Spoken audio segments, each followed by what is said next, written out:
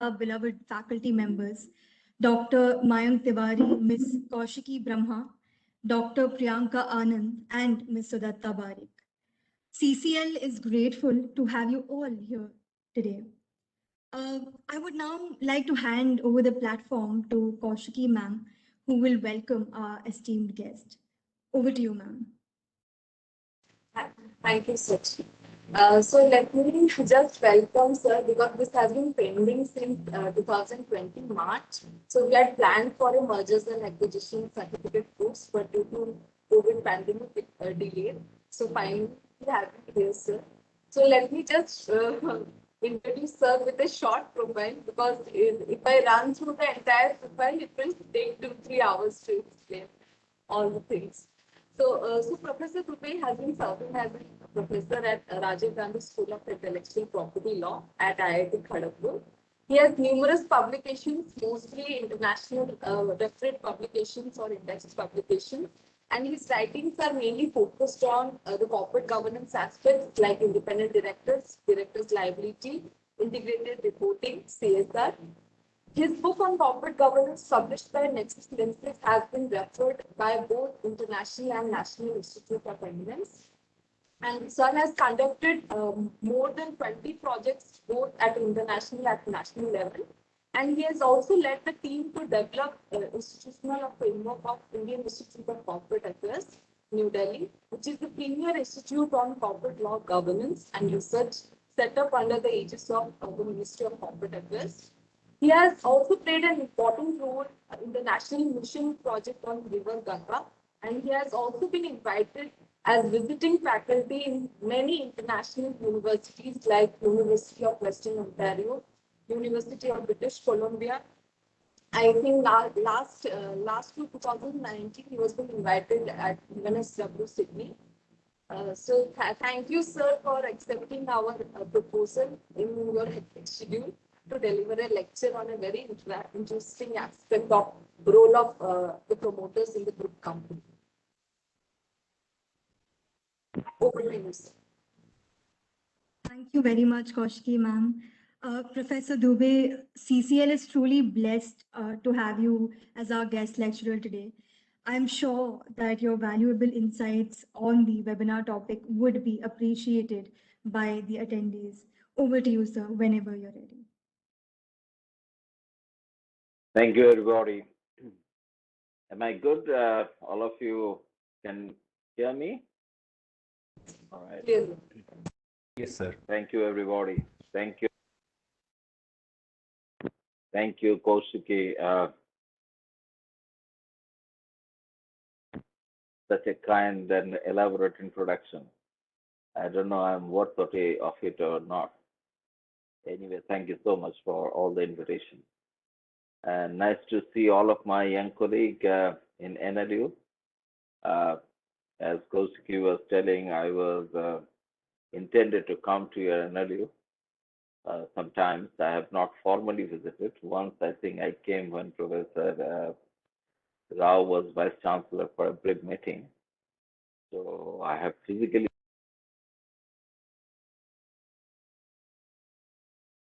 my interaction with all of you was never happened that way. Nevertheless, we'll see some opportunity in the future. So I'll see you all in physical mode. Virtual mode is good. It is connecting people one and all, but physical mode, I think, still better because we do really exchange any personal warmth, which is missing in virtual mode. I was trying to think that what should I speak with you. Let me switch off my phone because it is keep on traveling. Yeah, thank you. So what should I speak to you? And I believe we have a bit of exchange with myself and Kaushiki because at present I'm more immersed in corporate law and technology, that is AI and corporate law. So I proposed her, should I speak on that? Then have shared a bit of a scheme also, and she said possibly a little bit challenging for the young student now who are just catching up the subject. So I thought, let me talk with you in the classical subject, which is quite a, well thought out area in corporate governance. At the same time, everybody is in a receiving end, starting from starting from NCLT or appellate tribunal to the Supreme Court to understand that what should be the dynamics of the law. It has a large facet into this entire process. A lot of corner of a cloth has been stretched by the different people in the discussion, in academia, as an expert in industry, as well as while they were arguing before the court. So I'm not going to go into those particular aspects because it's a too big thing. But what I wanted to ask today, a very, very maiden question, that if promoters and the independent directors or the independent chairman are not in sync, then what is the remedy in a group company like in India?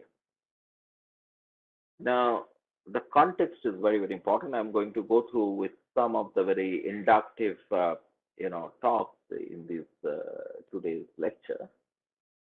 But let me put you up front that what I wanted to tell you, so that you'll be in sync over the time. And which one of the very noted professor in corporate law says that before you sleep, I should give you the exact outline of my talk. Otherwise, you'll get sleep and you'll lose my talk. So let me give you that particular point. So what I'm questioning today, that the concept of monitoring role of independent director is good in the group company like Tata, who are known for social support and the development, and known for their CSR, and known for their activity for the social development. And in this context, there is a larger aspect which is going to come, that Western understanding of monitoring of corporate independent board is good in the context of India or not. So this is what I want to speak today, and you feel free to stop me at any point of time and ask me the question. Yes, come in, please. We heard that we're getting to know that there's a slight inconvenience. People are unable to hear properly. If you don't mind, could you? No, yes, maybe I will rejoin, because I also find a blink every time in my system whilst I was speaking. So should I leave and rejoin again? Certainly. If we may assist you concerning anything, kindly let us know. No, it's let me try that. I don't know how to leave. This layout has totally changed. Yeah, I got it. So I'm leaving it and I'm rejoining, right? Certainly. Thank you so much. Thank you so much.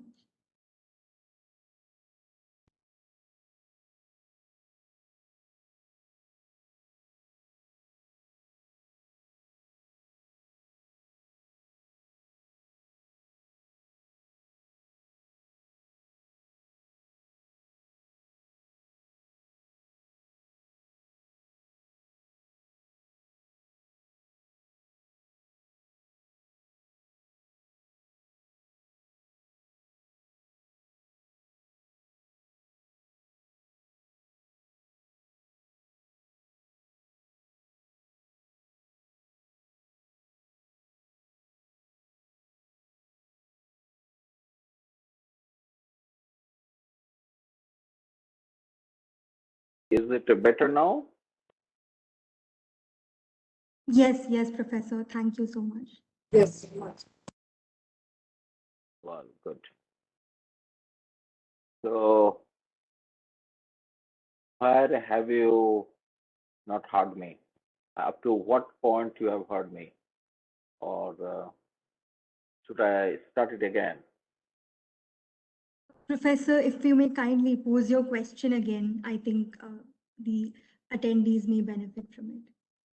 Right. Thank you. Thank you.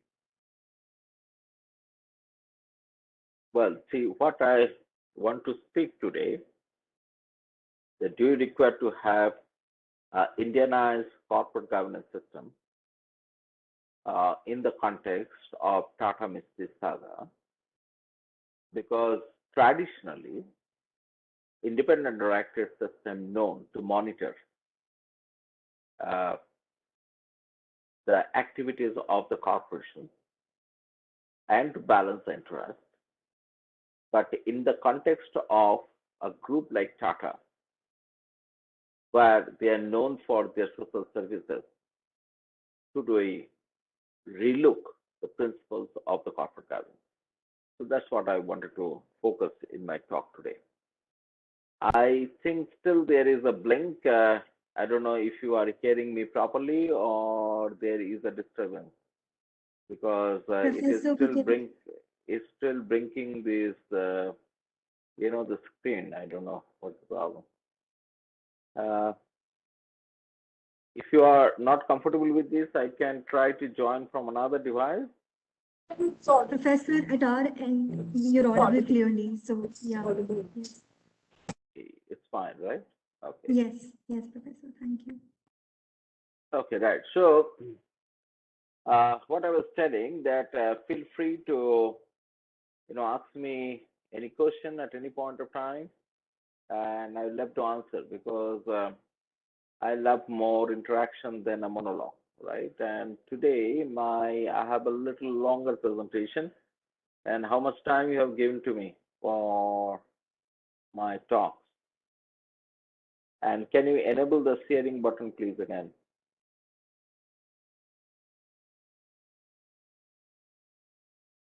Arshit, sir, if you may kindly.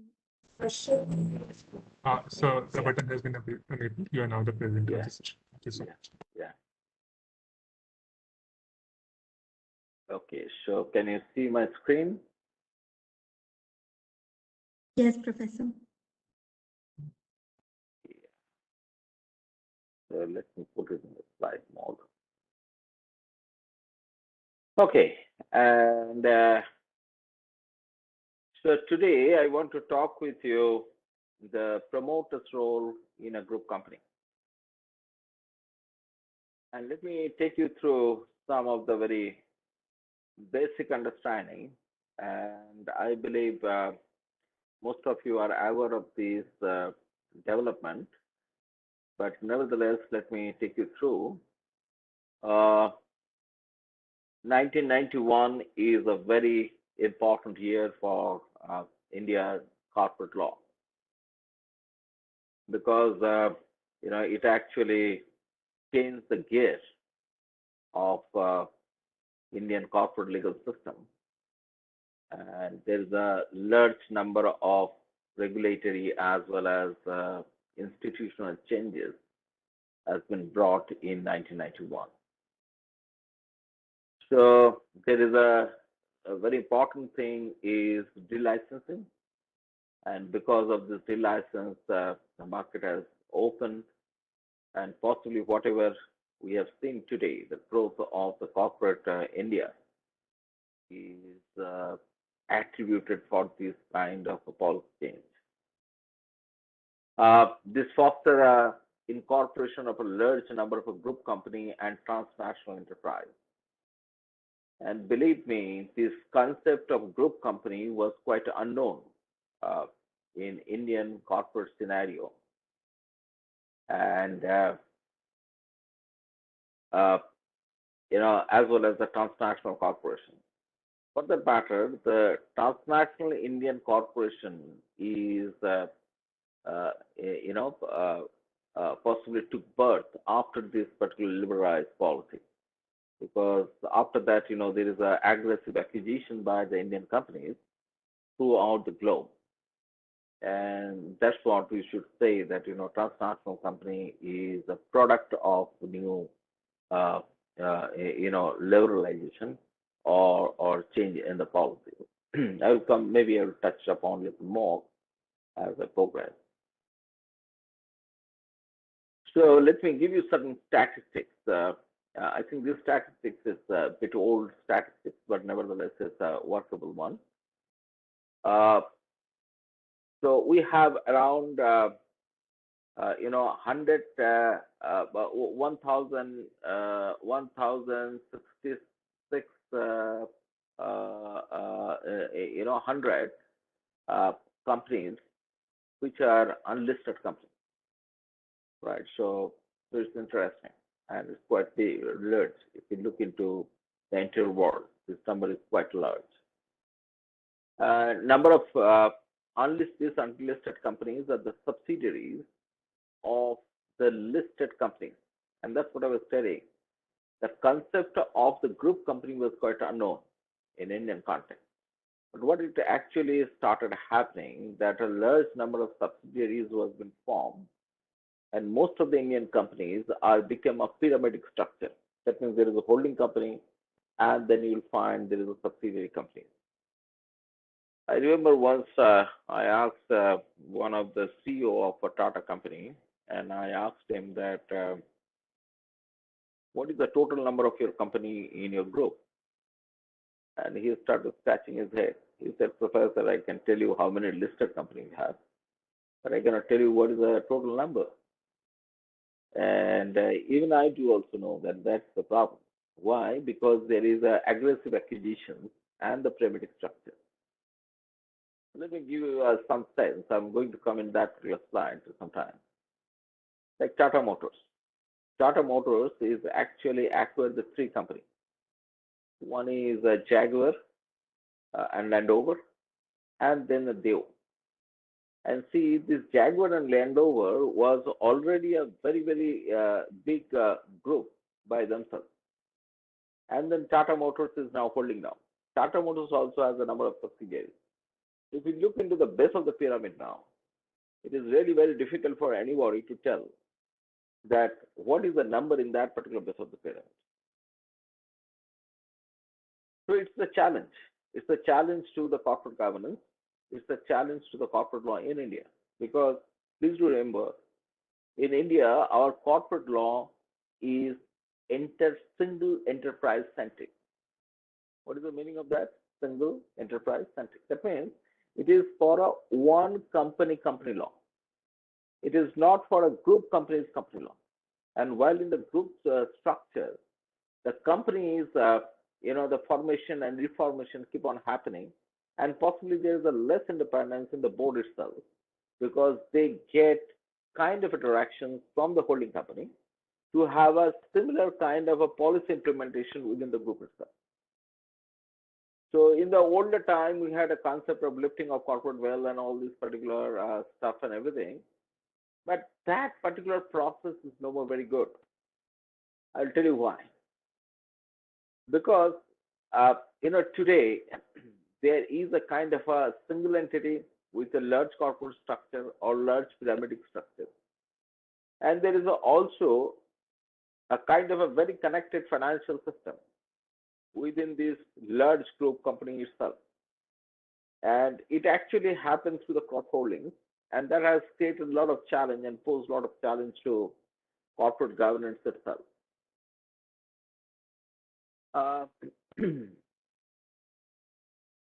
The subsidiaries may hold an extensive amount of equity in a foreign subsidiaries and foreign operations. So this is another huge difficulty while we talk about the corporate governance structure, because I believe you will understand that now you are not subjected to a single regulator.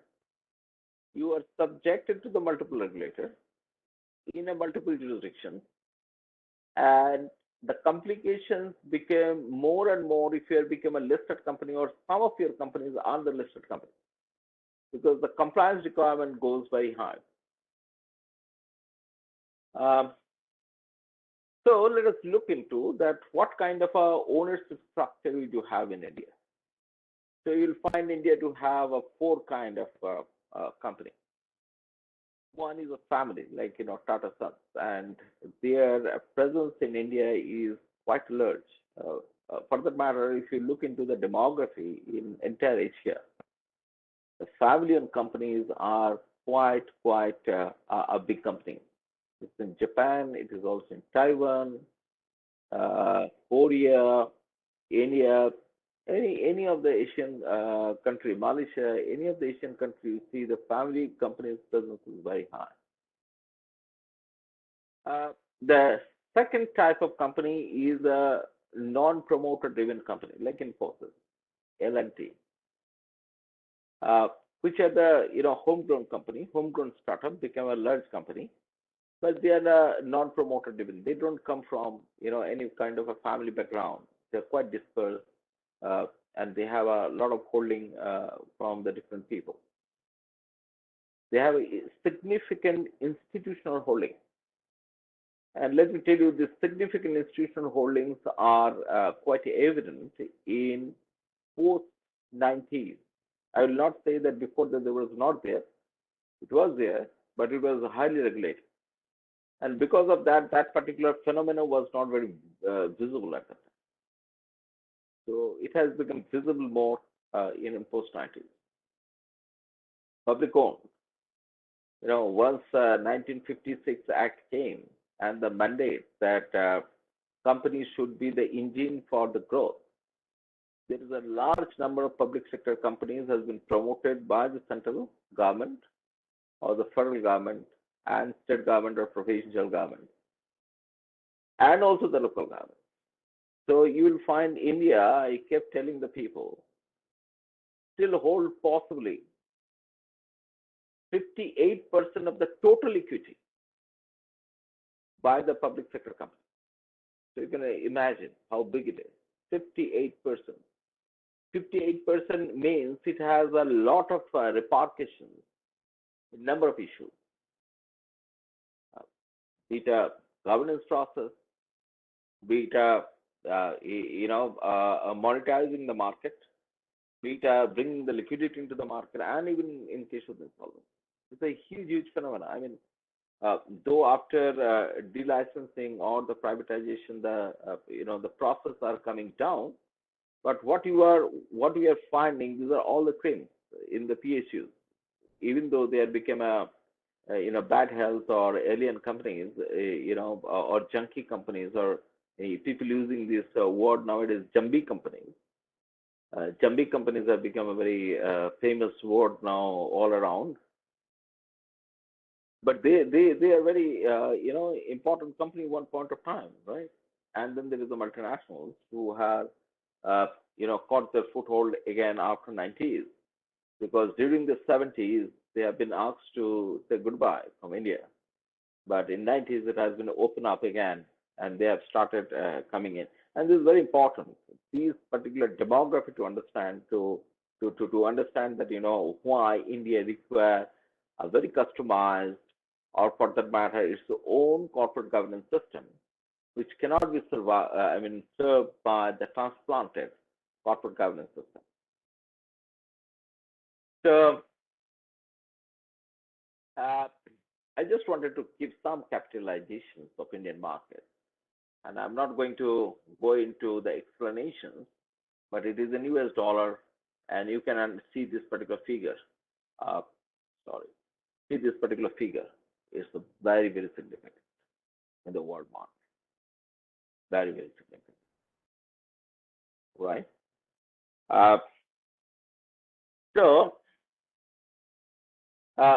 Whether the government is serious about world-class corporate governance, because the government want more, right? Government want that India should be a destination for many things. For that matter, production. For that matter, services. For that matter, a supply chain. For that matter, the market for input industry. So their seriousness is increased over the years in a corporate governance. I read quite a year back a report which has come from a Tokyo stock exchange. It's called Mother. Tokyo exchange, they call Mother. So one of the report which struck me very hard at the time, and still I remember that. They said that, we didn't require a corporate governance in our country, but we want to introduce the corporate governance in our country because the world today understands the performance of the company on the basis of the corporate governance.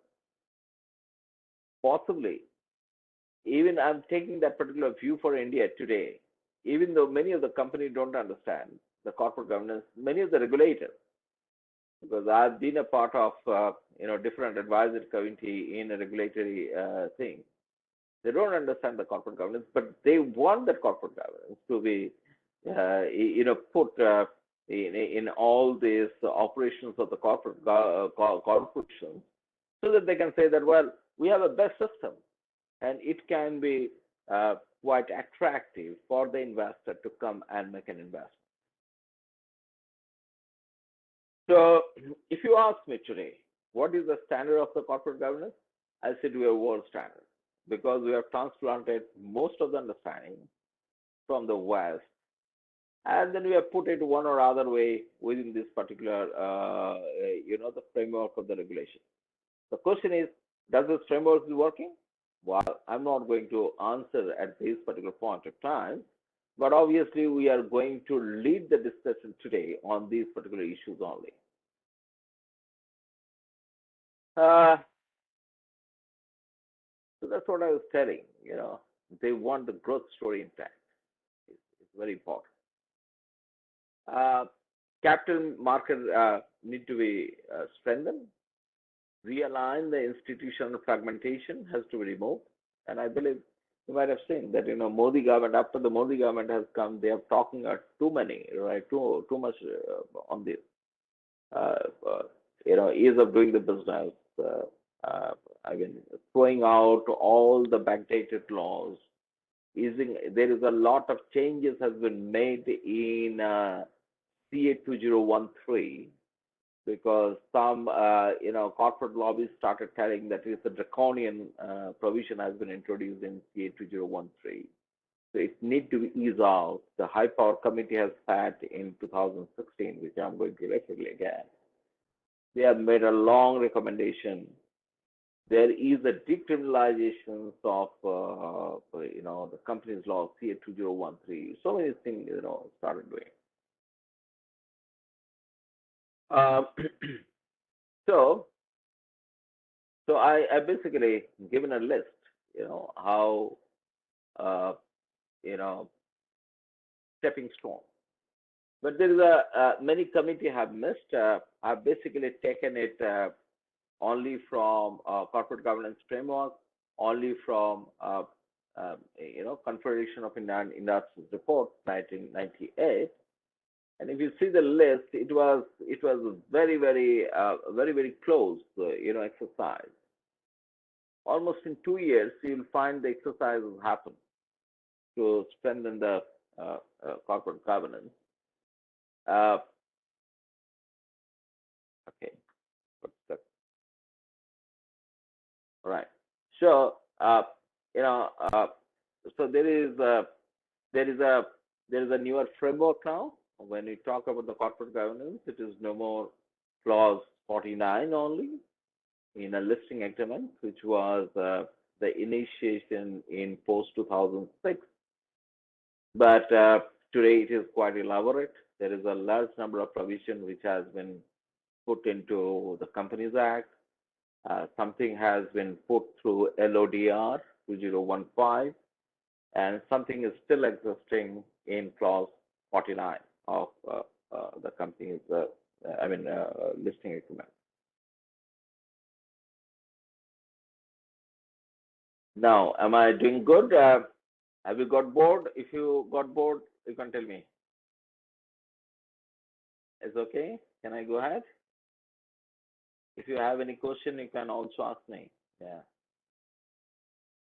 Okay, so what is the post, reforms 2013? Why I'm taking 2013? Because 2013 you got a new code, right? The Companies Act 2013. So we got Codex report 2017, very significant because it has been instituted after the two major incidents, and I'm going to talk about that thing. I'll talk the second one less, the first one more. It was after the Tata-Mistry conflict, and the second one at the same time there was another conflict was with Narayan Murthy and Vikas Sikka with Infosys. Conflict was a seminal line. It's a basically conflict of their thought, right? What is right and what is wrong, how to run the corporation in the right manner or wrong manner. So that was basically the thought. Now there is a incremental introduction of many of the newer ideas. So they said that it is evolution, not revolution. Very slowly to put many of the major ideas to further transformations into this perspective. Snapshot reforms cover the board structure, independent director. These are coming all from Kotak, right? Board structure, independent director, board structure, and the composition you will also find in LODA because it has come from a joint parliamentary committee, a detailed deliberation. And they said that why it has not been put into hard law. Now, I'm not going into that particular controversy or the talk that is it good to put in hard law or should be put into the soft law. I'm really not a person who always advocate for a hard law rather in corporate law, in corporate legal framework. My always take mostly was of a soft law framework than of a hard law framework. But nevertheless, the India has gone ahead with framing some of the concept in a hard law. So most of the board structure today you'll find in the hard law within the CA 2013, but there is also a lot of strings spread over in LODA and in other regulatory processes, right? So there is a talks about the minimum eligibility, minimum remuneration, protection measures, so much so forth, trading and director insurance, blah, blah, blah stuff, all this director and official insurance and all this stuff. Well, if you ask me my take on this, how these are correct or bad, I'm not going to talk on this particular issue because many of the concepts which have been introduced, I'm still not very comfortable with.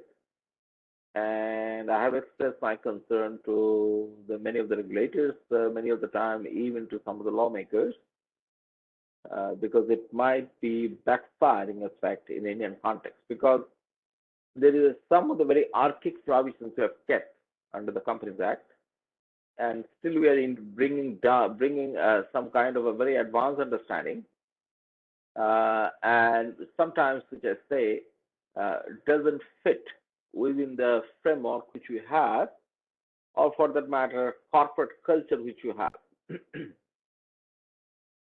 So promoter and related party transaction, audit and accounts, investor relation, all these particular things you will find,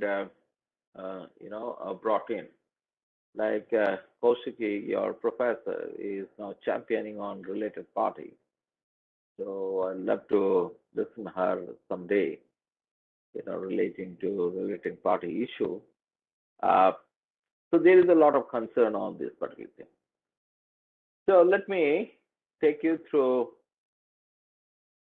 the issues which I wanted to focus today mostly.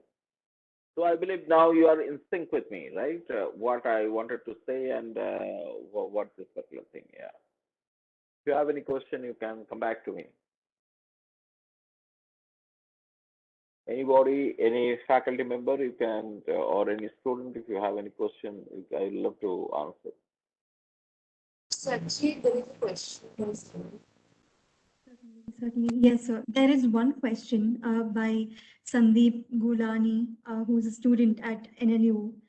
Yeah. Sir, he asks, can you discuss what was the incremental implementation in the previous slide?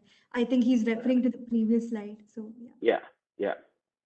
Uh, it is a evolution and not revolution. What basically happened, the Kotak has given a lot of report, a lot of recommendations.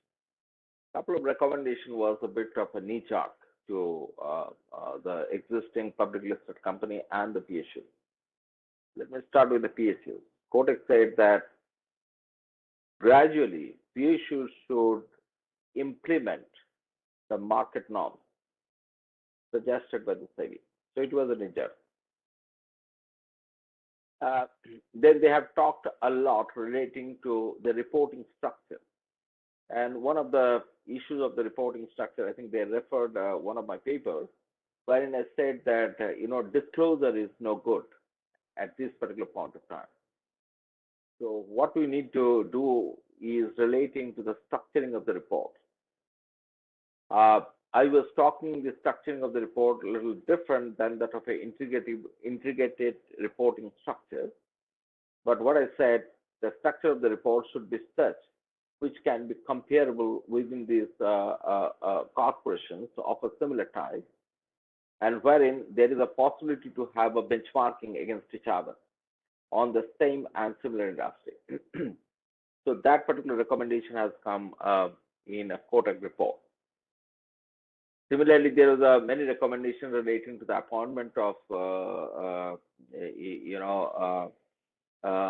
independent directors, their resignation, that has to be notified why they're resigning from that particular board. There is so many recommendations. I'm not going into detail in this particular recommendation, which people thought that is a bit tough when you are putting into the corporate operation. And that's the reason they said that it should be incremental implementation. It should not be, in a single stroke, because it might create kind of a jerk to the corporate operation itself. Okay. So may I go ahead now? Right. Absolutely. Thank you so much. Most welcome. So I picked up these headings from a Reuters, the December 23, 2016. So the title says, Tata-Mistry Spat shows how independent company directors are in India. Very big blow. They started telling that independent directors are not really very independent, right? And I picked up a couple of lines. It says that Tata Son is not only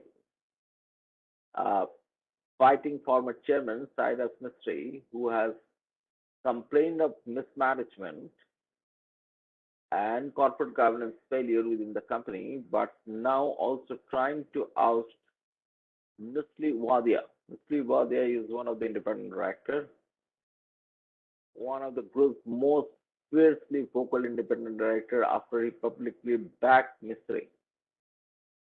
So the first pen about the Tata Group in the public, mostly Tata Sons, was in black, right? So let us dig it furthermore so you can understand. Let me talk about this particular group a bit so you can have a little better understanding. Tata Group, I think, I don't know what's the present now. This is not a present figure. It's almost 2 years back figure. So Tata Group was a $203 billion US company. That's a very big company. $203 billion. Again, I'm repeating, it's $1 billion. There is a very few company or very few group in the world who are in the bracket of $203 billion. It's a huge company. Maybe there might be around 10 or 15 companies is within this particular bracket. So even for it is significant from the world economy, for the world economy too, the operation of the Tata. Tata operates in 100 countries. So what is the total number of the countries? I think it is now 185, 85 or 90, I think, at present, because there is some of them becoming independent. So that means they are working in a majority countries in the world. They're impacting over the economy. Right? And then I don't know how far it is visible to you, but it's in a small way it is written. So you can see this person, Tata Son, is a holder of all these Tata empire. Right. And this company, I think you might have seen that there is a lot of litigation was started. Tata-Mistry has been thrown out. Then they have brought in Chandrasekhar. In Chandrasekhar, after bringing the N Chandrasekhar, they have converted this public limited company to a private limited company. And they wanted to have a promoter's control intact. Very interesting. Tata Sons promoters are 3, rather 4. So Tata Sons promoters are again not individual except one, that is a Mistry family. Apart from that, all other 3 was a trust. They have been trust promoted by Tatas at a different point of time. So these trusts do not distribute the profit within the family or the group, but they use this particular profit for the betterment of the society. So you might find that Tata gives a huge amount of donations to the social reason.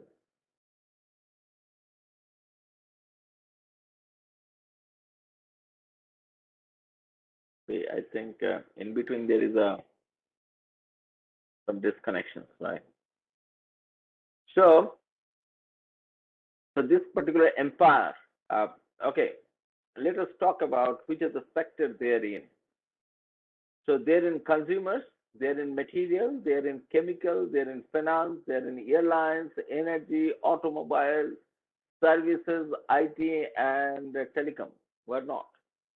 So, there is a kind of a proverb which you might heard that Tata makes the needle to ships, right? So they go to the entire spectrum of the business, which nobody can think. And this kind of a group is not really, available.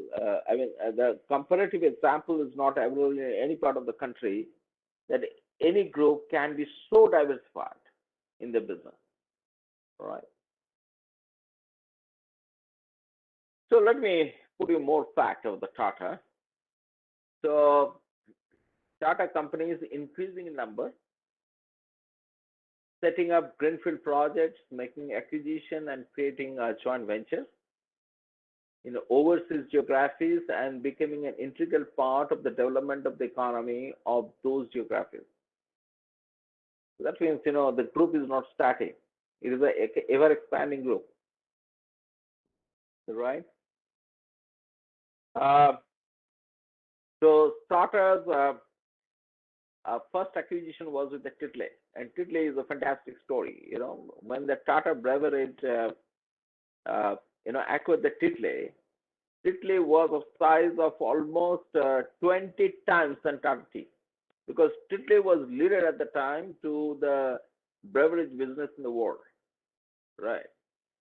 So it's a phenomenal story how Tata has, gone and acquired the Titley, and they have not stopped there. They kept on acquiring, Jaguar, Land Rover, Deo, Nat Skill, so many. Wherever you will find the Tata has now a footprint, overseas, right? Either they have gone through the greenfield project, or they have gone for aggressive acquisitions, or they have created kind of a joint venture. So Now let me take you through another news item. Again, it's a Reuters, December 24, 2016, and it writes, Tata-Mistry's boardroom battle turns into a test case for India's company law. Beautiful heading. It's really caught my eye in this. And the writer writes that what is at strike right now is not an independent director. What is at stake is, sorry, it was stake, I said strike. What is at stake is the independence of independent director. And it is, spoken by one of the very leading firms, L. and Associate. Then it goes and says by the chairman UK Sinha, SEBI chairman UK Sinha, and he said, I at this stage don't foresee any particular compelling reason to review the entire matter of the Tata-Mistry.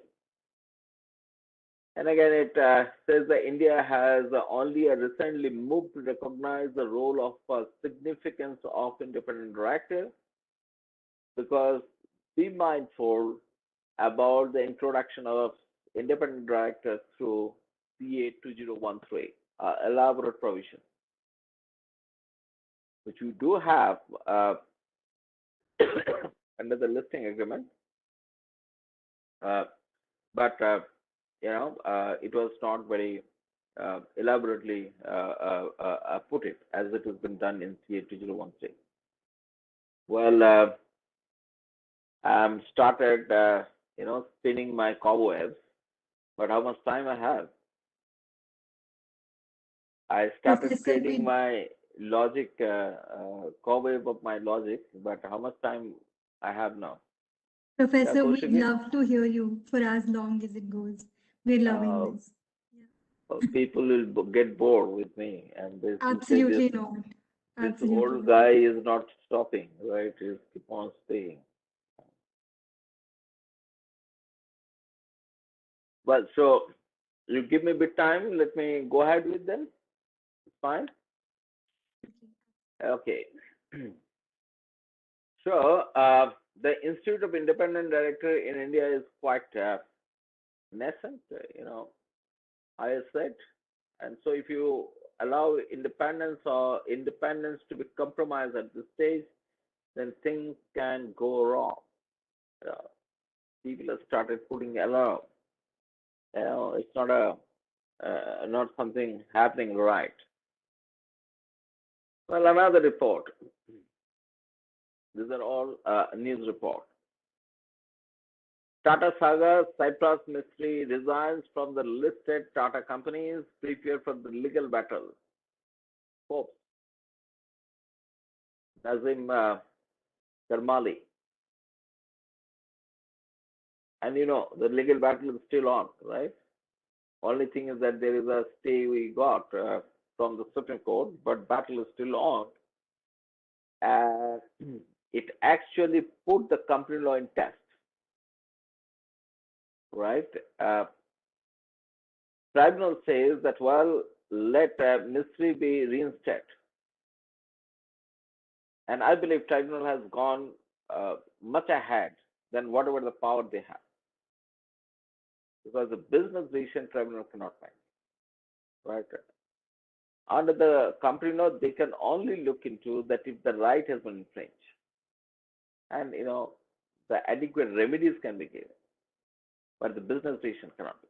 Well, we're going to speak on this maybe a little later, though it is not my focus of the discussion today. I'm talking a little different aspects. But nevertheless, if sometime question comes, I'd love to answer. So it says that the beleaguered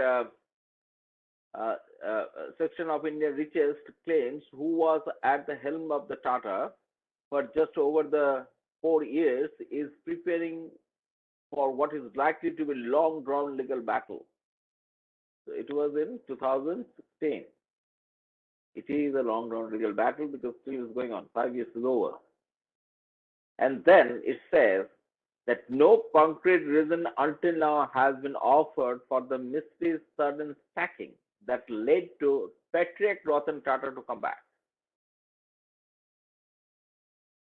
So there was a sort of a sense, right? The old guard has been brought back. And they were telling the old guard is a part of the promoters group. So promoters are putting the clock on the board functioning, and they're cutting down the independence of the board.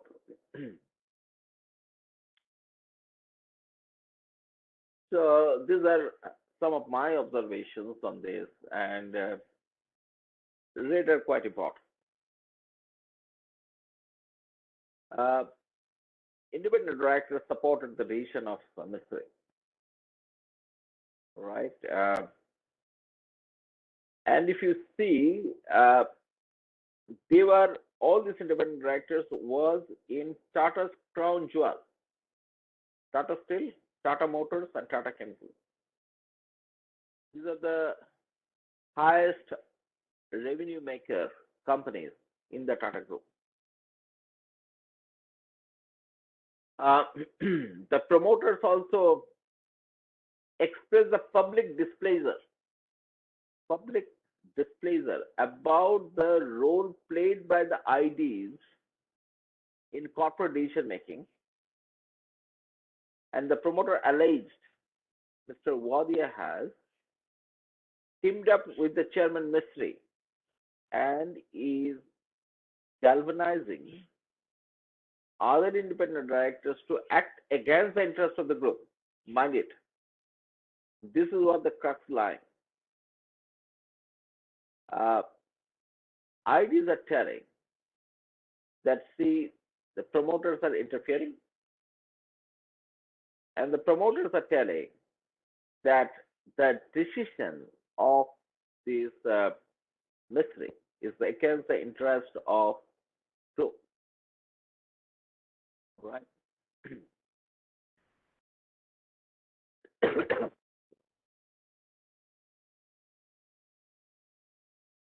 So SEBI said that there is no violation. Again, this is a report from PTI, January 2017.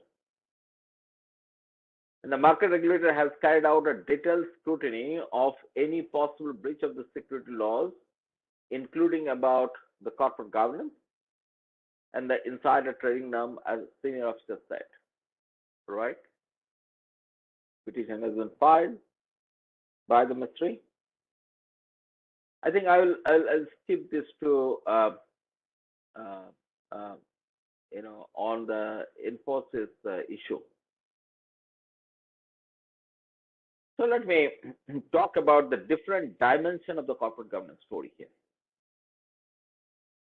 Now, let me remind you of the principle which has been translated or transplanted in Indian context, that the independent directors are the watchdog to the interest of the stakeholders. Now, here the promoter are alleging that they are acting against the group.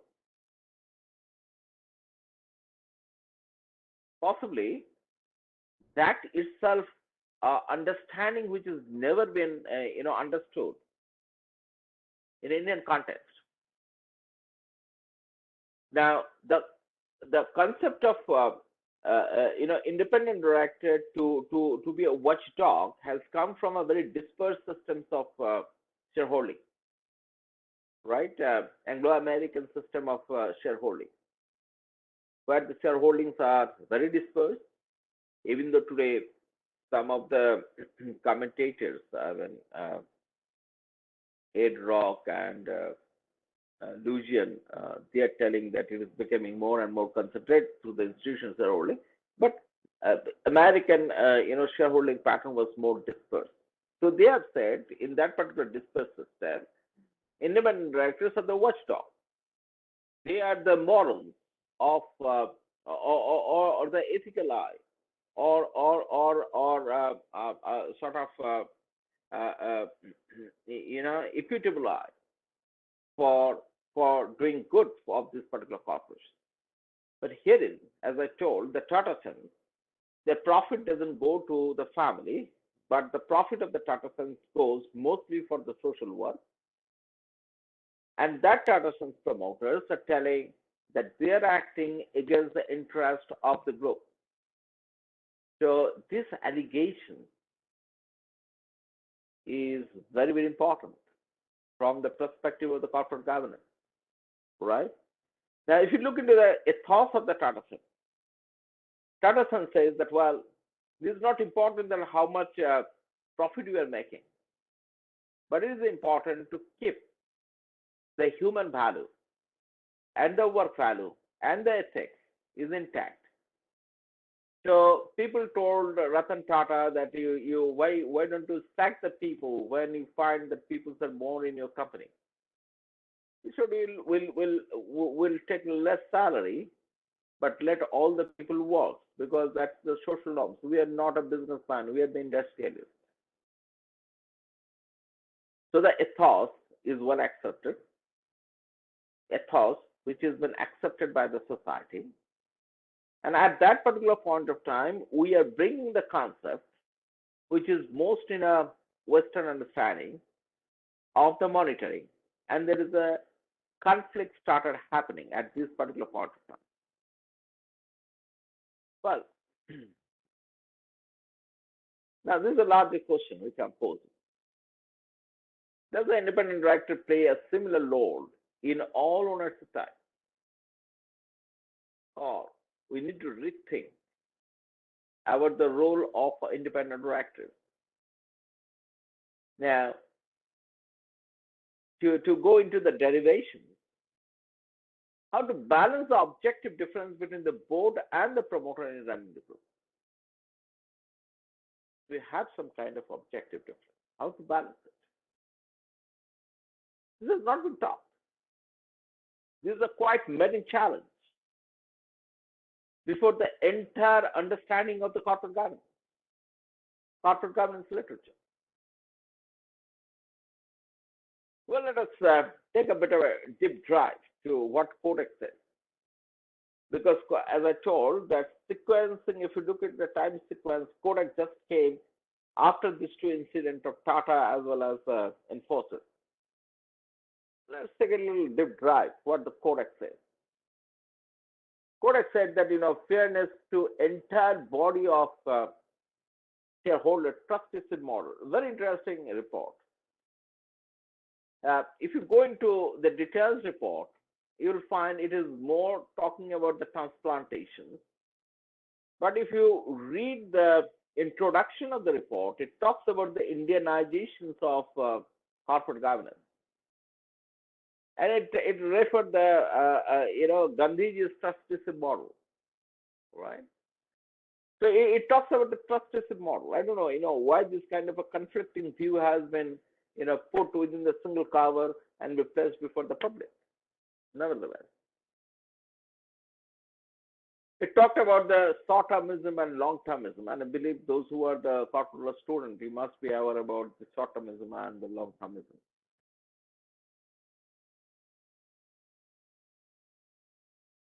Talks about the commitment, 30 hours commitment from the independent director. Role of our fiduciary agencies, making the business easier, soft copy of annual report, stewardship code. I think you possibly aware of this particular stewardship code. It is originated from the UK. It's more of a trust system model. That means you have to act as a steward. One of my friend is a champion of this particular stewardship model, Guy Jab. I think you must have heard about his name. So he has been also, I've been told by Guy that he has been also been consulted by this committee. Public sector company, to the same rules to be applied, because till today public sector company has a different rule.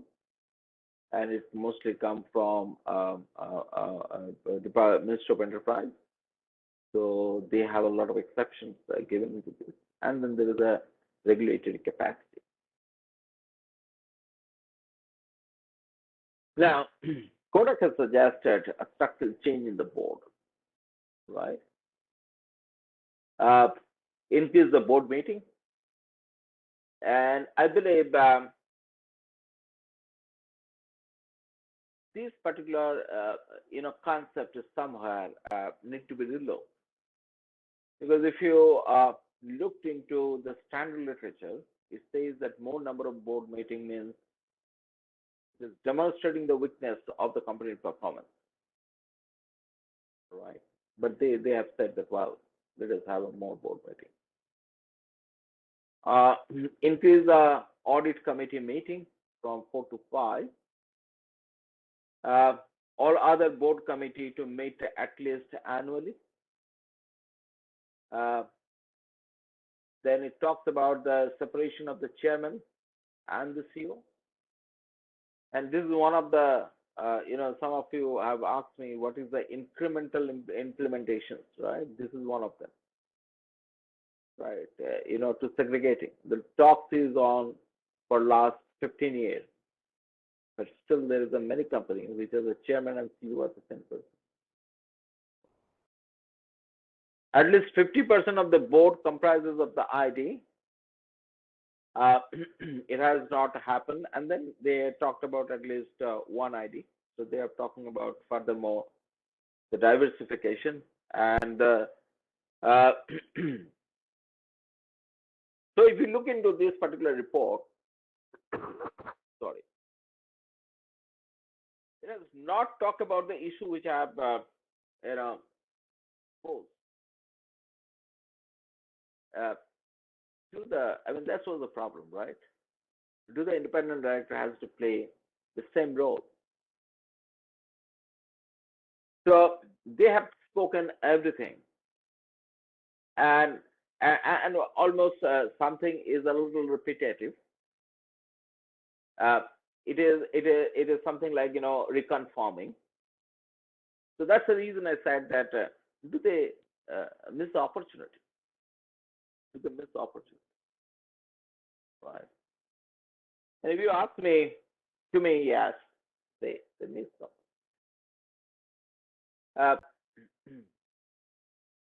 Now, the committee believes greater focus, to avoid this kind of a problem, there should be a greater focus on eligibility, monitoring, awareness of the role and functioning and the domain knowledge, provisions of the resource to play an effective role, adequacy of compensation vis-a-vis their responsibility,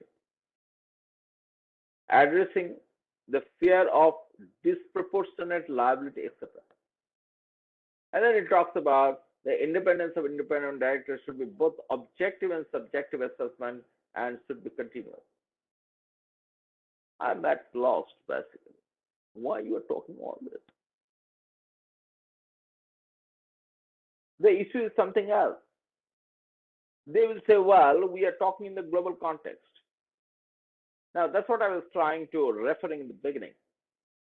So until now, whatever the approaches which you have taken until now, it is more of a single enterprise-driven approach. Like even this statement is a very good in case of a single enterprise-driven corporate governance. But when it is a group context, that imagination is not been captured. That it is a several entities within the group. Under the law, they are independent. They are the legal person, right? They need to follow the principle of Solomon versus Solomon, right? But at the same time, you are just putting them under the single thread, and there is a single instruction which needs to be percolated down to the all group members. So this understanding is not very, very good when you talk about the context of a group of companies. It further talks about exclude the board interlock. board interlocks is a huge issue, right? I'm the board member, independent directors, and I'm also NED in another company of yours. Then I'm the CEO of another company where you are the independent directors. So what basically happening? We are not allowing anybody to function. If I'm very critical in your board, you are going to kick me out. And if you kick me out, I'm also going to kick you out from my board. So actually, in that particular process, it doesn't function. Now, the interlocking of the board is very historical in India. It basically comes from managing agencies. Understanding comes from managing agencies. Difficult to avoid. But this was not a challenge in this particular context. Challenge was something else. Why? So does it solve? Now, answer possibly has to be given by you, but I'm again putting the question. Possibly not solved, right? So let us look at the Companies Act. Now, if you look at the Companies Act, you will find that it talks about shotgun rule, which is the British understanding of the company law.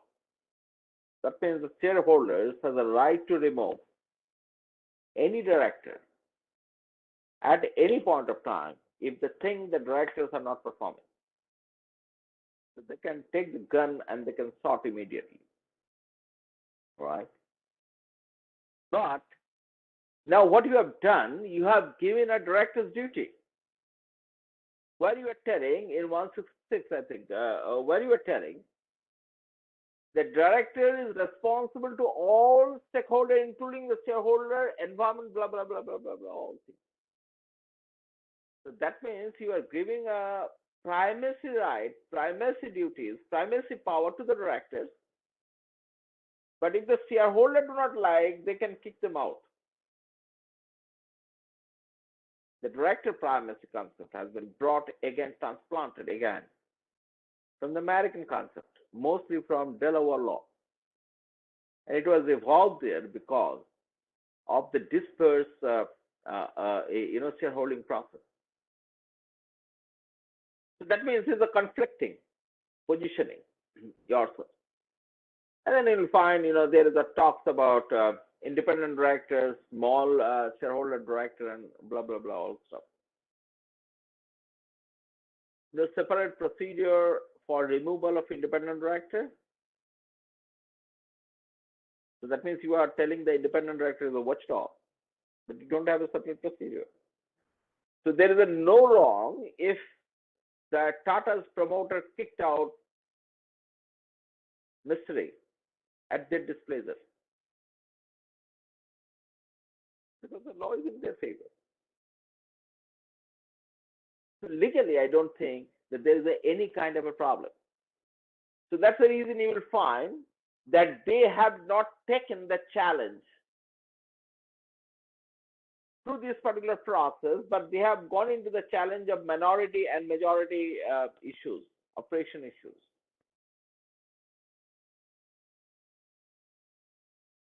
Law is very weak. In fact, self-contradictory.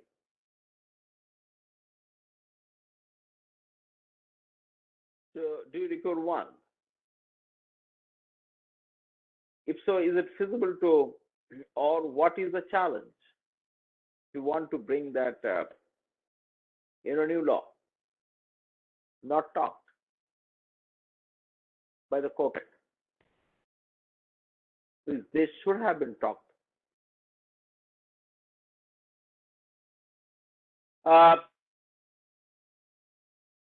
Well, company law talks about independent director, LODR, and the listing agreement.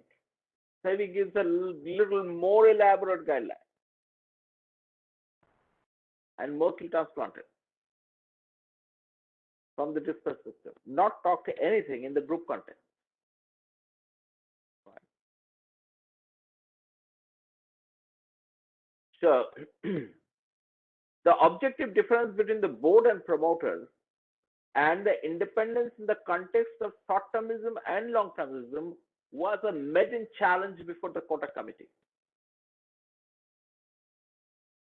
and possibly novel in the understanding of the corporate governance principle itself in the entire world, not in the country, in the entire world. Now, let me give you a little deep dive of the story. Tata did not wanted to sell some of his undertaking or some kind of kicking out the employees from his organization, because that was against the ethos.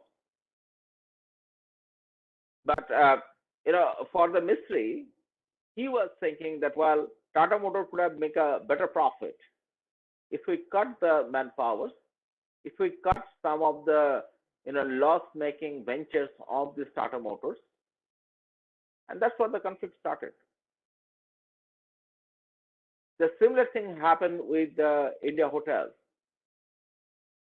So he was trying to make a major overwhelming, and his object was short-termism. He wanted to show the board that there should be a profit or increase in the profit, whereas the promoters was not in favor of short-termism. They were telling that, well, circumstances was not in favor. There is something went wrong. So business are getting sick. So there is no point to, there is no need to, throw that particular business out. But the business will again evolve or recalibrated with the time. So that is what the principal ethos difference, which has come into this particular way.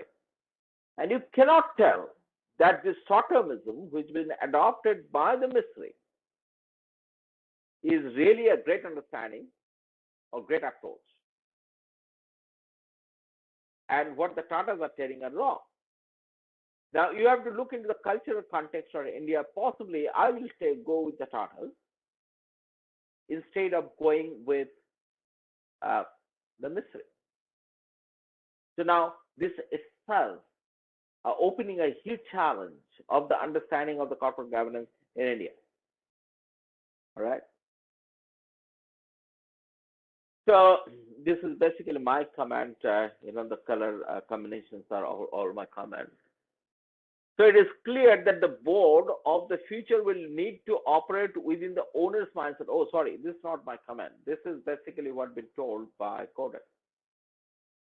Now, interesting, they have referred one line, and I'm just quoting the line. It is clear that the board of the future will need to operate within the owner's mindset and could use the authority and independence jealously.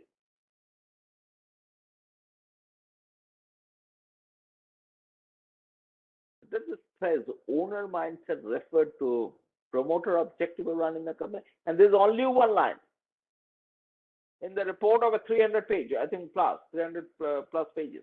Only one line.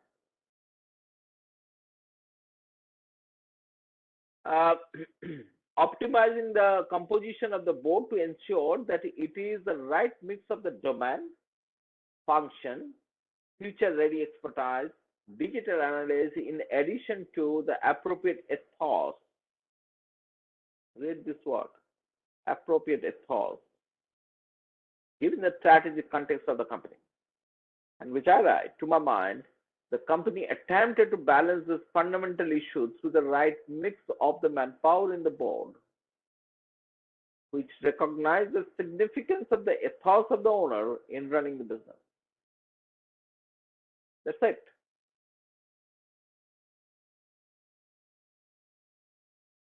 Very soft attempt. No structural change. No clarity.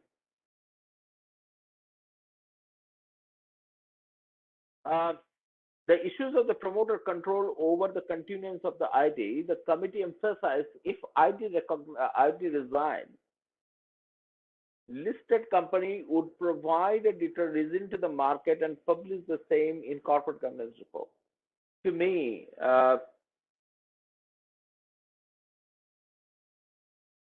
Well, I don't know how many people will write to write why they're resigning. Because nobody, in a personal level, nobody want to judge their career, right? If I spell something against the Tata, I'm no more there in the market. I'm no more there in the market in the future. I'm not there in the market. Right? That's it for any group company or the public limited company, public sector company. Even why public sector company? Look at the non-promoter company, Vishal Sikka. Where he is? Nobody knows.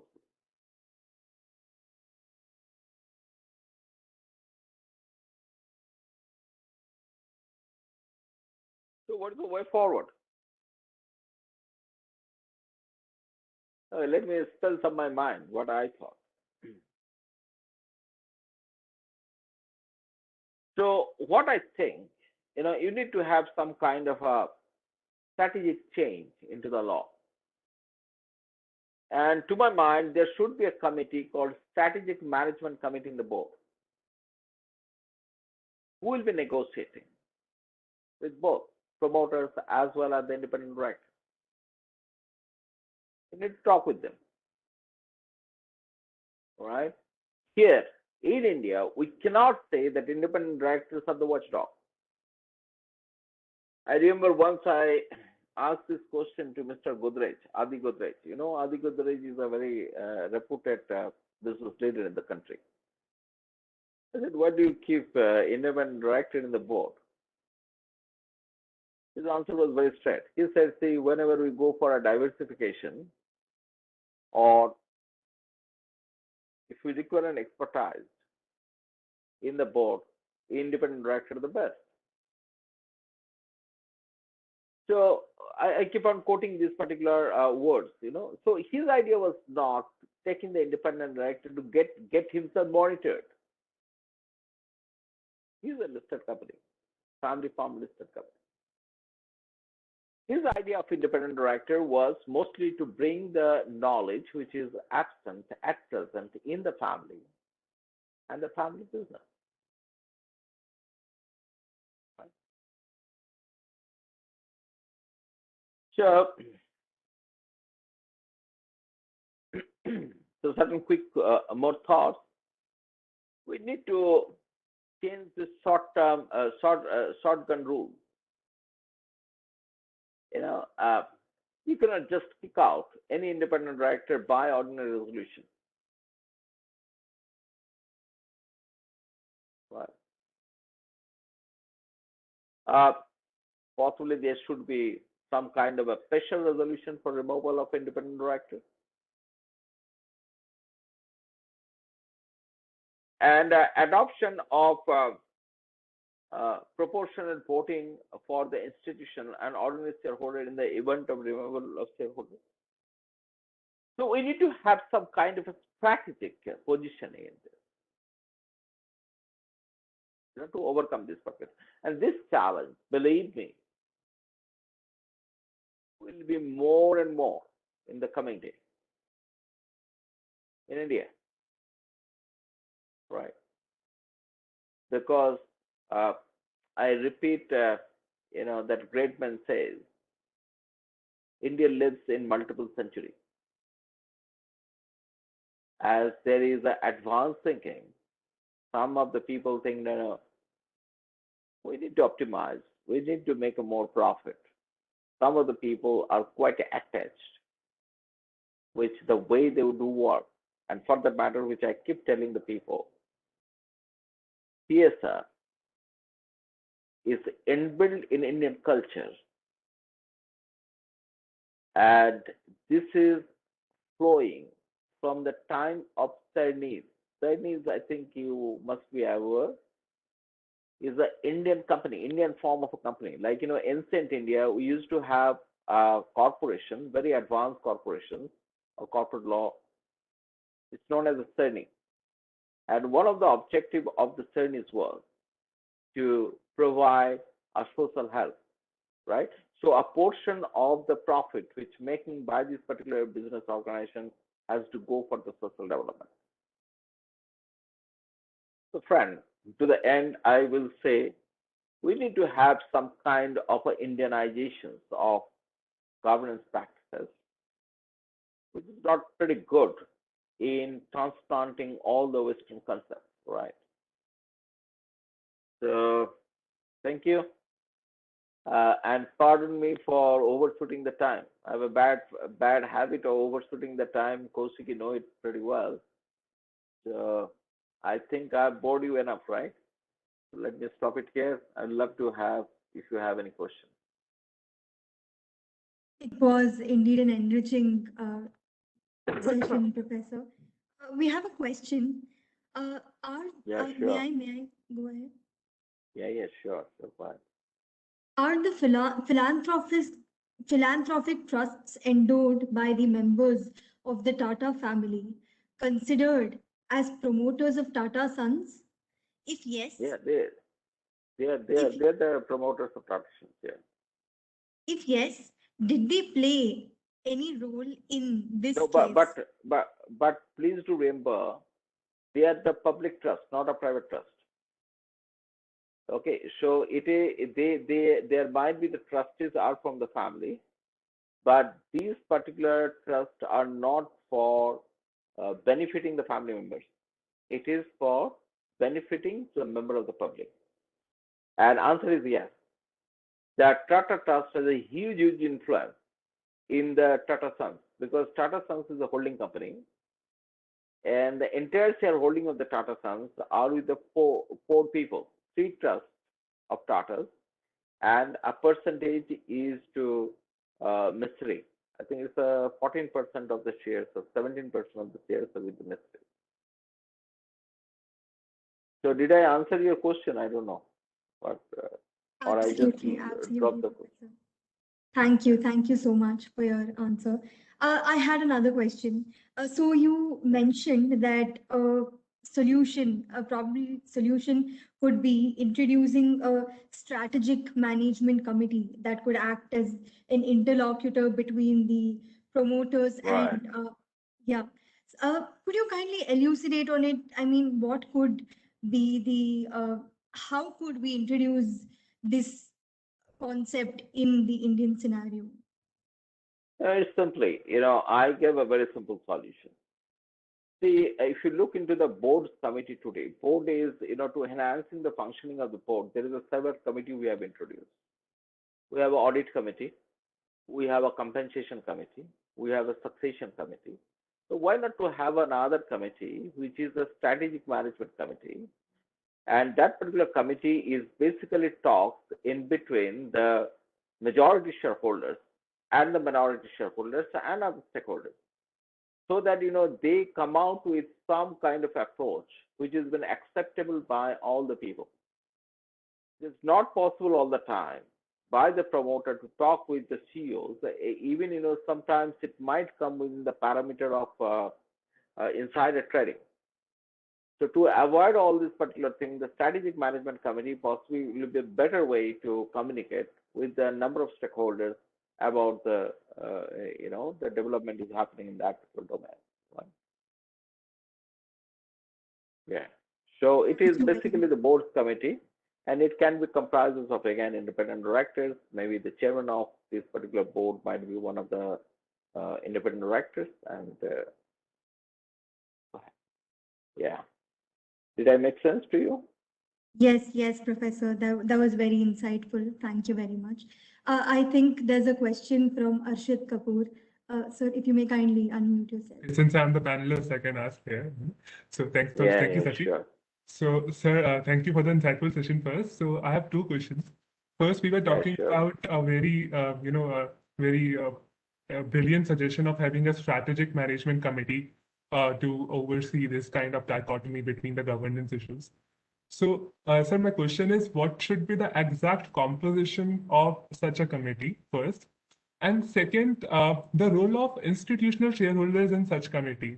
The reason why I fear that institutional shareholders would not be very relevant in such kind of discussions. For instance, if I take the Tata dispute, Mr. Ratan Tata is focused on creating a long-term ethos and insisting on keeping the company diversified into various endeavors. Since he says that the Tatas are industrialists and not businessmen.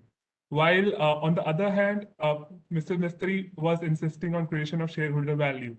Now, since institutional shareholders are always inclined to create shareholder value, so why would they, prefer to focus upon the other goals of other stakeholders or the other group of stakeholders? I think answer you have given yourself, right? Let me decode your answer. See, the conflict is between the short-termism and long-termism, right?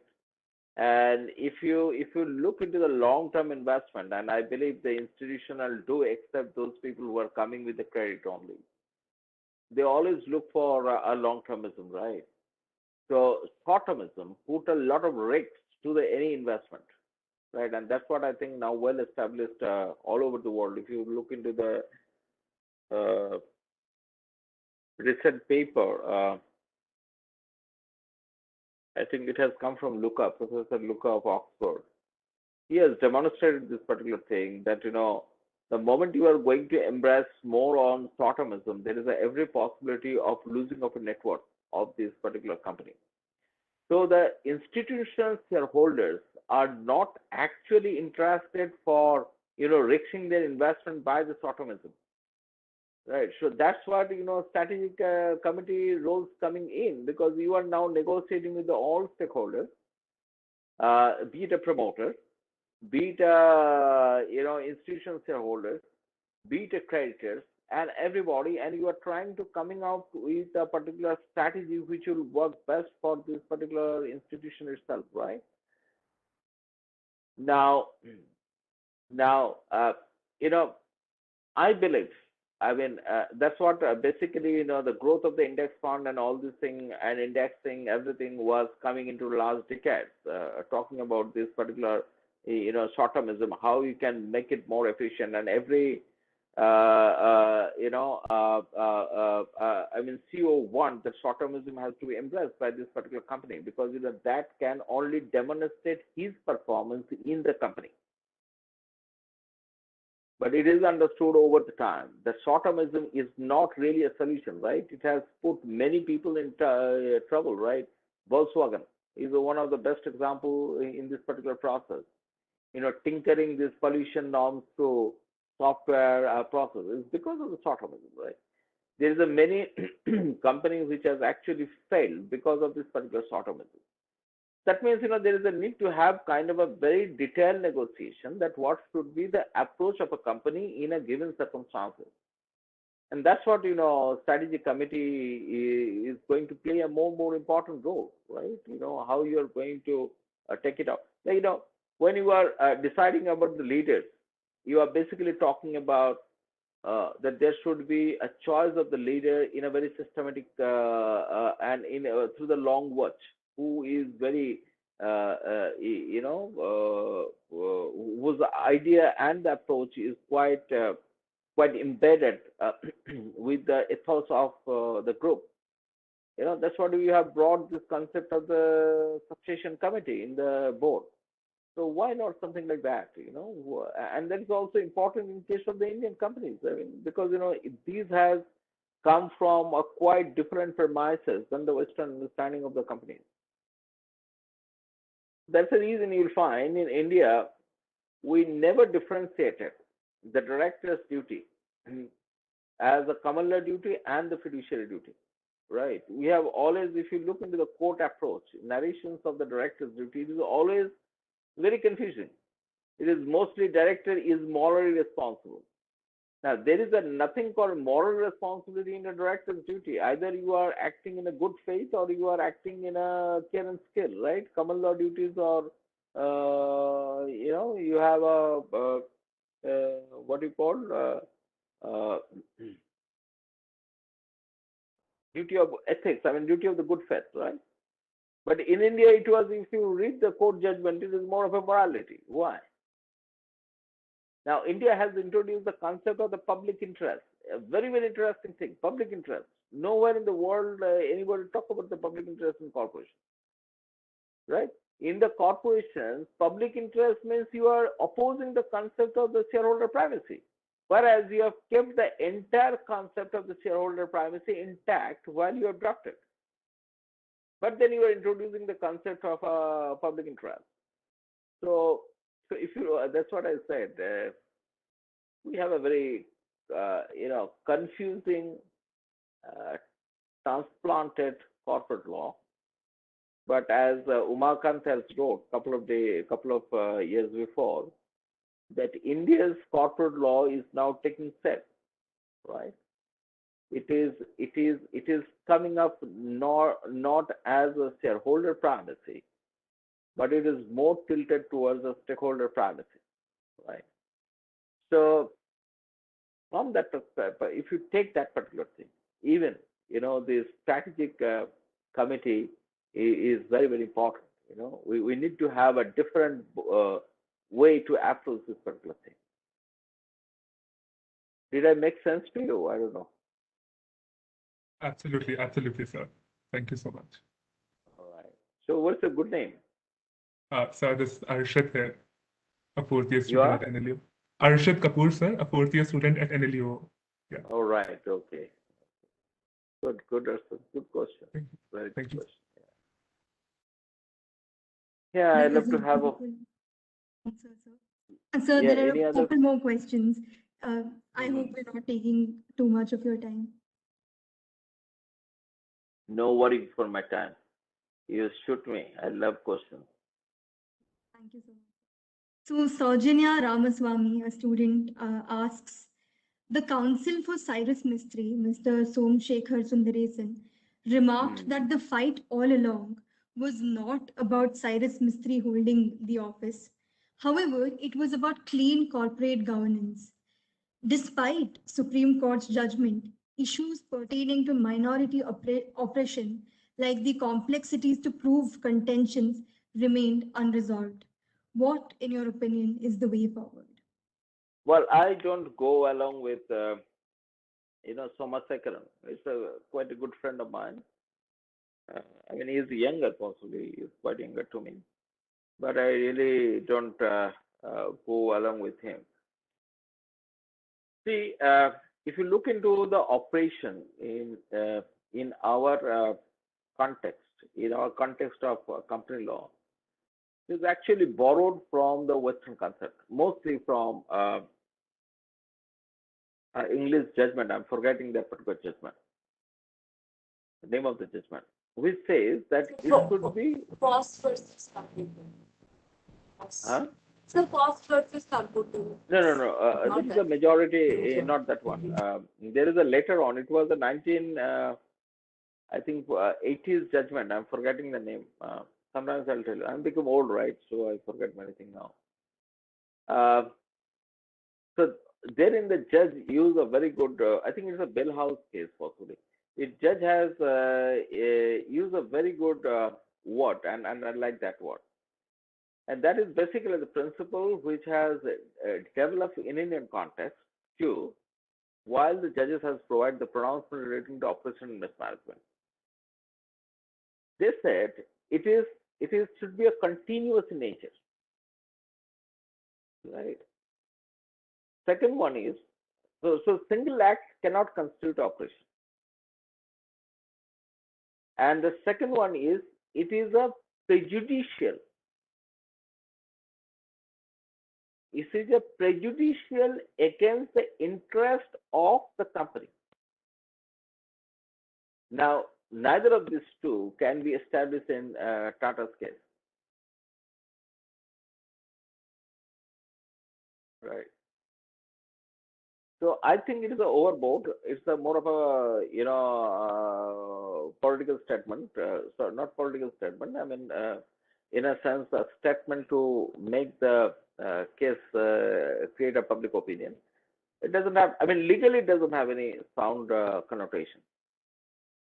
Second thing, we have gone by the again. I mean, which Kaushiki was referring again the majority rule, right? Now herein, the majority has decided to oust this particular people. You have not changed that particular rule, right? Even the Force versus Harbottle is a bad rule till today. I mean, Indian court also said the bad rule because Bell House also said in the similar manner. But it's still a rule, right?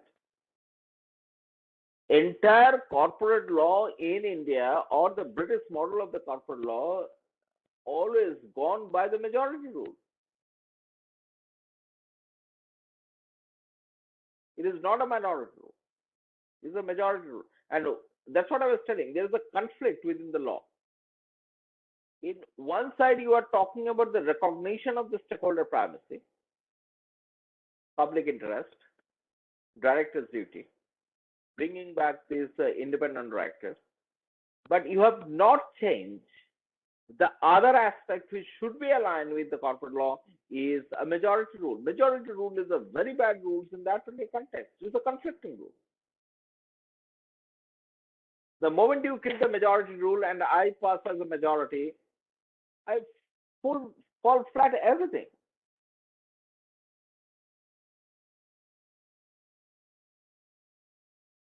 Right. So We have another question. I don't agree with him. Yeah. Okay. Yeah. Fair enough, sir. Right. Thank you so much. Sir, we have another question. May I pose it to you? Go ahead. Go ahead. Go ahead. Sir, Questions are presently, very good. Yeah. Right. so presently Yeah. we need a special resolution for the removal of independent directors, and this is as per the Ordinary resolution. Certainly, sir. However, the question here says that as per a recent SEBI circular, the circular highlights the need for a special resolution for the removal of independent directors. Sir, When has it come? When has it come? I didn't know this. When has it come? Is there an amendment in LODF? Or what? Sir, yes, sir. So with effect from 20 January. So with effect from 2022 January. So it's a consultative paper. It has been like in the month of March. Consultative paper of SEBI. It's not a not been circular. it's Yes. consultation. Just consultative. Sir, this is Mayank Tiwari. But Yeah, yeah. I think the student is confusing between the consultative paper and another provision that independent directors who are appointed for second time, by passing the special resolution, they can be removed by passing the special resolution only. I think this is the existing provision in which they are getting confused. Okay, right, yeah. No, see, that is a problem because SEBI cannot change this existing law, isn't it? Because the law says at present that there should be ordinary resolution to be passed, right? So SEBI can give some kind of a top-up, benchmark and top-up. But if they said that they require a special resolution, it will be a conflict. I don't know any, the special committee which has been sacked in 2016, they have not also made any recommendation to make a change in law. Right. So I don't think, well, independent directors should not be. See, that is the reason you need to have a total audit into the entire corporate law system.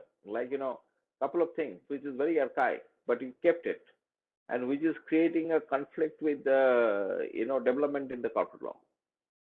Right. So, and very confusing, and that's the reason you will find this kind of orders have been passed by different tribunals. Sir, may I Okay. one Yes. opinion? Sure. Sir. Even I am researching in sure, corporate. So my basic question to you is not question, but your thoughts that many a time corporate decisions are taken by the management or the promoters, and many a time they are successful. There is no question, they will take the credit. And many a time when they are failing in the corporate decisions they are taking, it was merely a corporate decision, and any of the profits and losses, they must be borne by the shareholders and the investors. So what is your opinion whether we must make the corporate managers or the promoters responsible for taking these kind of decisions when, especially the provision regarding directors and officer liability has been included in Company Act 2013? Just you have asked a very fine question, Professor. And I believe there's a lot of work has been done on this issue. See, one of the aspects is the business judgment rule, where you can prove that you have taken the decision in an honest manner and you have believed, based on your skill and care, that whatever the decision you are taking, it will be you are taking for the benefit of the corporation, right? Another thing is that you have relied your decision making based on the expert opinion, right? So you are basically acted in a fiduciary capacity, in a good faith, and you have believed whatever the expert has been told. They have given a right decision to you, right? So there is again an exception. Now let me come into the third parameter. Nobody is going to take a wrong decision intentionally. The reason behind, because the moment you are taking a wrong decision, the market rejects you. So that means you are putting your entire career in the stake, right? So when we are talking about this particular aspect, that I've given a money, I've given you this particular money to be managed. So why can't you be accountable? Actually, accountability has already been given, right? There is a huge accountability for the failure of your duty. That's what I was talking about. That the court in India never distinguishes between the common law duty of care and skill, failure of care and skill, and the fiduciary duty. It is basically talked in the terms of the moral duties. Accountability has been fixed many of the time by the court, like in India also, and to my mind, the best example has come from Enron, because it has gone into the personal, the asset of this particular managers, right? A huge penalty has been imposed on them, right? So it is there, it is not that you are not there, but don't forget the basic principles. The principles of the corporate law was that there should be a detachment from the ownership and the management. So the management of the fund you have already delegated to the board itself, right? Now, board will act as a trustee or not act as a trustee. That is a matter of huge debate. And then where the liability extends. But you cannot question these particular premises, because the moment you question this particular premises, the entire corporate law will be crumbling. Right? And that's where the Paddy comes in. You should read Paddy. Paddy is a very strong critic of the corporate law. Paddy Ireland. Paddy is the dean, and he said that corporate law is an accident. People don't have any idea why they have brought the corporate law, because they wanted to have a better law than a partnership at that time. So they modeled many things on the partnership and brought the corporate law. And many of the principle has been assumed, as you are telling, that separation of the ownership and the management. And if the managers do a wrong, what will be the extent of liability of the manager? That's what your question is, right? If I'm not understood wrongly, Professor? Yes, sir. That's correctly right. But one thing which I want to add here, sir, especially in light of directors and officer liability, which has been included in Companies Act 2013, what is your opinion that how these things must change now? No, see, I want to talk about the officials' liability a little more, then we'll go to how. What is your question then? How is? Sir, my question was, I will reframe it, sir. Actually, I was saying that many a time the business decisions, generally they are taken by the promoters and the management. Many a time when the decisions are correct, then they will take the credit. But many a time when the decisions are incorrect, when the company is incurring losses due to those decisions, they are taking it was merely a business decision. So in business, there are chances of profit as well as loss. But the main loss in that case is being beared by the shareholders and the investors. My uh, discussion that I want from your side is that in regard to the new provision of directors and officer liability, which has been included under Companies Act 2013, what do you think? Whether the traditional concept of saying that this was a business decision, so we don't take the liability for the same, it must be changed now, or it must be retained as it is? I think, Professor, I don't have a direct answer to your question, but I can make an attempt. The first question, I will repeat it again. The first question, first thing I will repeat. Sir, just one thing, sir. Sir, it is not a question, sir. I think that you can give your my opinion. Yeah, that's what you are looking. Yeah, looking my yes. opinion. Yeah. So I don't have a direct opinion on this. I repeat it again what I told last time, that it is started with the basic premises of a divorce of management and the shareholding, right, or the ownership and the shareholding. So that means you are entrusted that particular right to me to manage from the manager perspective. And necessarily the promoter do have an influence because they are the majority shareholders of the company or having a controlling right over the company. So naturally they have this particular management decision. And for that matter, if I put it in other way around, when you are making an investment in the company, you look at the promoter and then you invest, right? You don't invest to somebody who is quite unknown. But you see, if there is a Anil Ambani or Mukesh, if there is Mukesh Ambani is there, you are ready to put the money. Why? Because we believe in him, right? So you are basically relinquishing your right at the time of the investment itself. So you cannot cry foul later on, right? That he has not taken a right decision. So that's the reason this particular concept has been developed in the law. That is he acted in a good faith? Is there any related party transaction in it? Right? Is there any kind of a risk which he is supposed to look into but he has not looked into? So these are the provision has been kept on created so that he do not take kind of a very rash decision on this particular point of time. And many of the time the business is not because of your wrong decision. Business might be because of some kind of externality to the, something gone wrong because of the externality.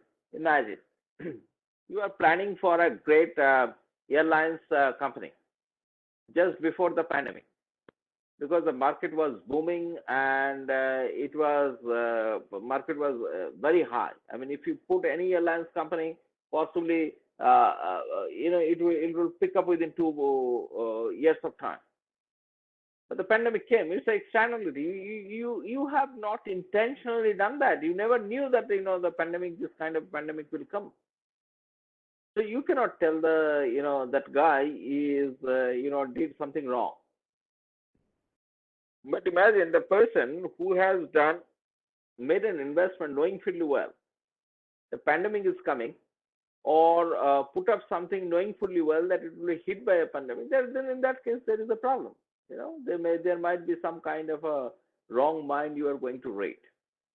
Now, let me come this another point is officers and the directors liability.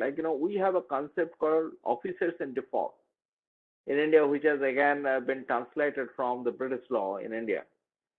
But today you will find there is a distinction has been made. Officers in default was mostly relating to the board, because at that particular point of time there is a lot of confusion about the board structure. So you will find whole-time director, executive director, directors, and all this type of things was there.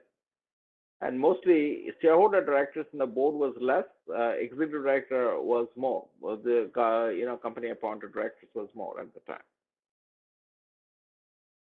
So, but as I told that in post 90s there is a shift in the gear of understanding of in the corporate board, and it's basically started maturing in India in a post 80s, right after these managing agencies removed from the Indian corporate law, right. So at that particular point of time, whenever we used to talk about the officials in default, it used to mainly talk about the board members. But later on, it has been understood that there is a separation of the management and the board. Board is more of a policymaker, and the management is more of a day-to-day understanding. Again, this understanding is not an Indian understanding. Please do remember.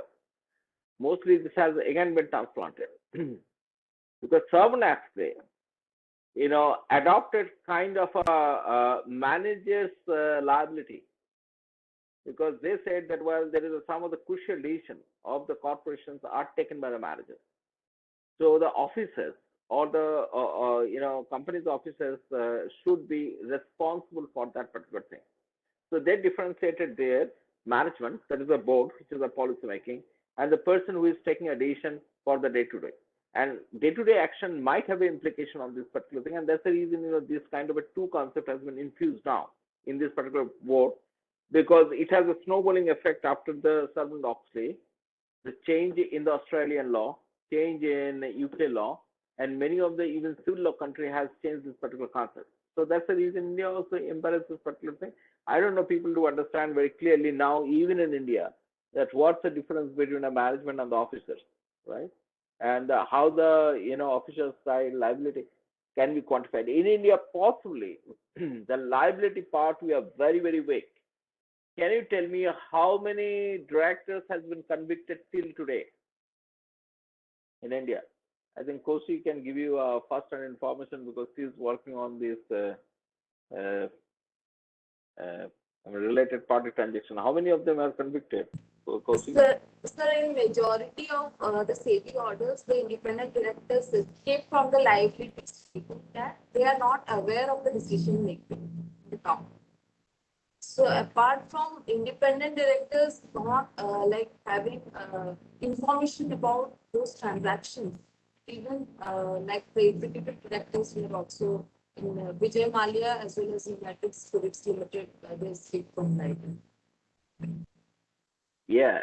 I mean, we need to have like change with respect to the liability regime with respect to the independent directors. Yeah.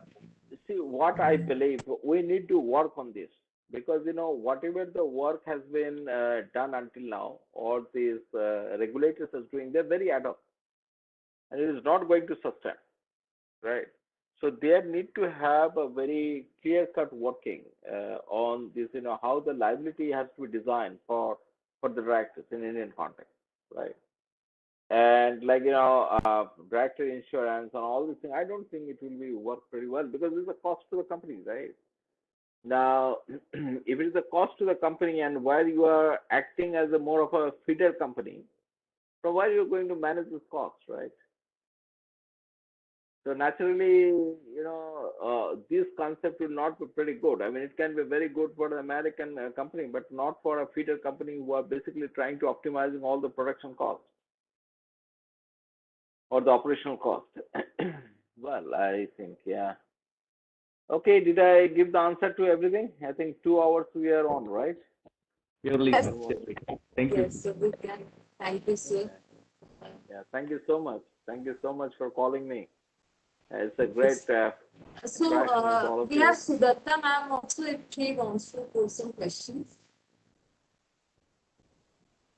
Yeah. Yes, ma'am. I'd love to hear from you.